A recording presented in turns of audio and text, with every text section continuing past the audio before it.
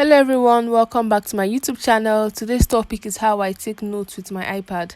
I am using the iPad 2018 and the first generation iPencil. The app I use to take my notes is Onenote.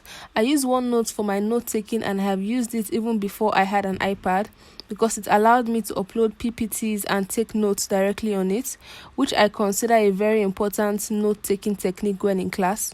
If you do not have an iPad, I already have a video on my channel talking about how I take notes using just my notebook and my laptop. You can go check that out. I also consider it very easy to use because I have access to all my notes on all my devices. All I need to do is sign into my OneNote account. So let's open the OneNote app. I am going to be using two of my already made notes to explain. I'm going to be using acute coronary syndrome and chronic stable angina. I'm a medical student and these two topics are cardiac topics, talking about cardiac diseases. So this is an overview of what my notes look like. I'm going to explain everything, the colors I use, why I use these colors, why I write my notes in this particular way. If you enjoyed this video, please give it a thumbs up, subscribe to my YouTube channel and leave a comment down below. First of all, I'm going to open a new page to show you how the whole process begins. So the first thing I'm going to do is to write a topic. I'm going to type out the topic, which is how to take notes.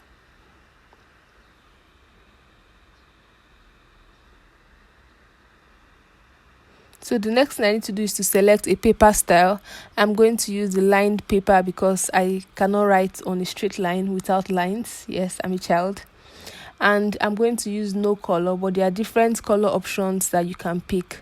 The next thing I'm going to do is select the pens I want to use and have them already in place in case I want to change. There are 5 selections here and also different pen sizes, which I'm going to show you.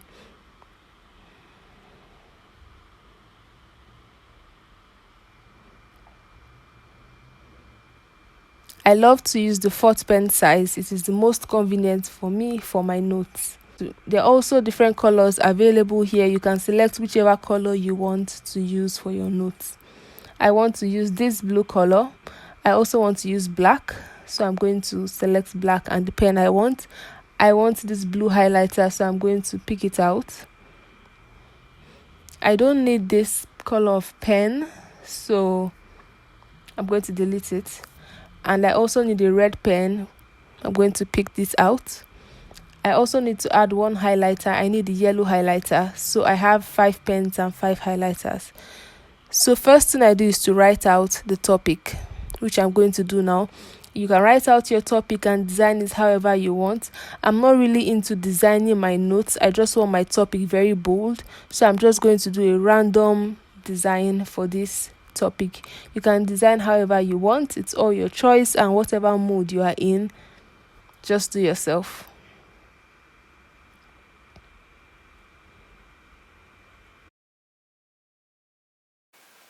When I write explanations, I love to use multiple colors because seeing my notes in one color makes it look dull and boring for me to read. As you can see, there are so many colors here. It also helps me retain longer and better attention span because seeing different colors symbolizes different levels of importance. So for example, this is an explanation of ACS, acute coronary syndrome. And then this is all in blue, but when you get here, you notice I am writing in red.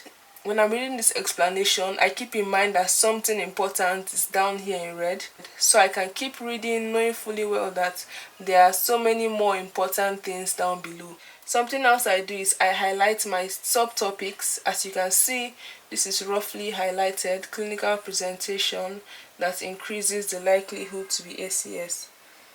I also underline words and short sentences that are important. So for example, this is written: unstable angina is caused by acute plaque rupture which results in cardiac ischemia without infarction. I underlined without infarction right here. Underlining and using different colors also helps when I'm trying to quickly go through my notes so I don't miss some little yet important things. As you can see, words that have without, words that have not. ACS can be associated with rest and may not improve with nitroglycerin. So not is circled here. So when I'm quickly going through this note, I do not forget that not there is a not here. Okay.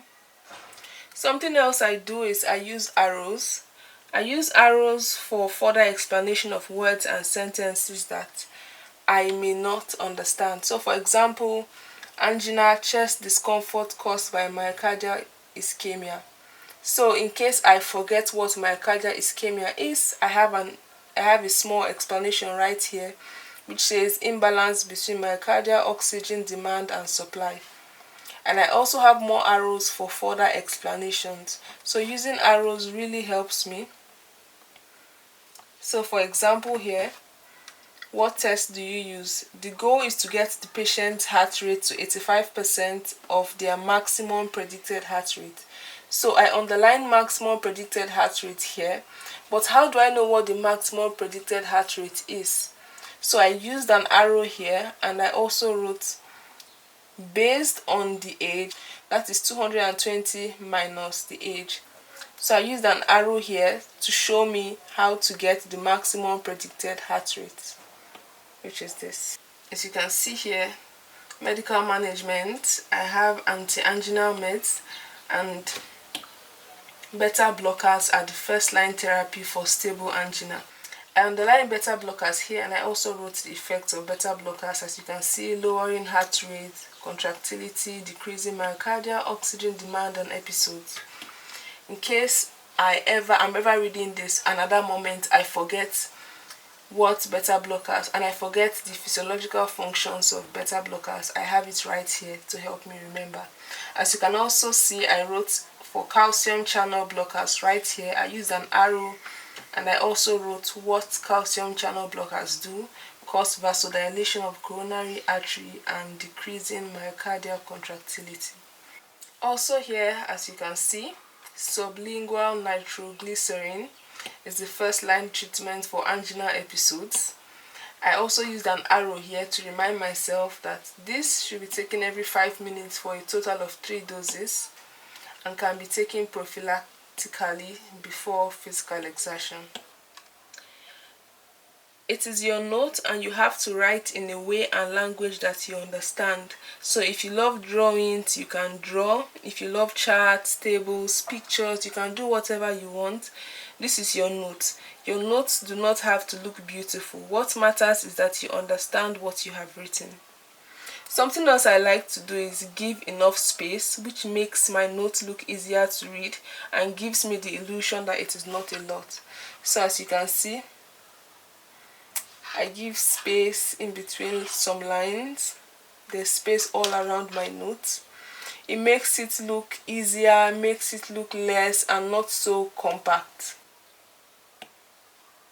So for example, if I just open these notes to study and I see everything is all in black and there's no space, it's all just so crowded together, I may feel discouraged to read.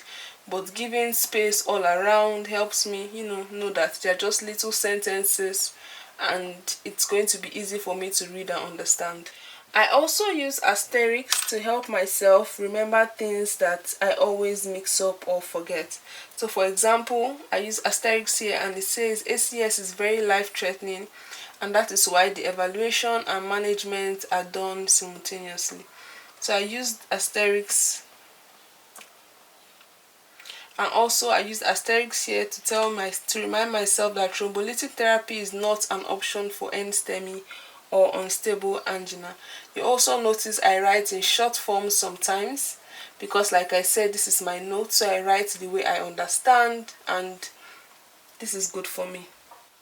Something else I do is that I write my notes like I am teaching. So when I go back to read it, it's like I'm teaching myself and not just reading notes or taking key points. So let me give you an example. So here I wrote, patient with left-sided heart failure, example pulmonary edema, should be treated immediately. with nitrates. I did not just write drugs, give nitrates. I wrote it like I'm speaking to someone, like I'm explaining to someone. You can see I also wrote, if chest pain is not adequately controlled with nitrates, you can give morphine. In the contraindications here, I didn't just list them out. I wrote, do not use nitro in hypotensive patients. Do not use nitro in patients with right ventricular myocardial infarction. I write my notes in a very simplified way that I can understand easily. If you enjoyed this video, please give it a thumbs up, subscribe to my YouTube channel, leave a comment down below if this video has helped you, and I'll see you in my next video. Bye bye.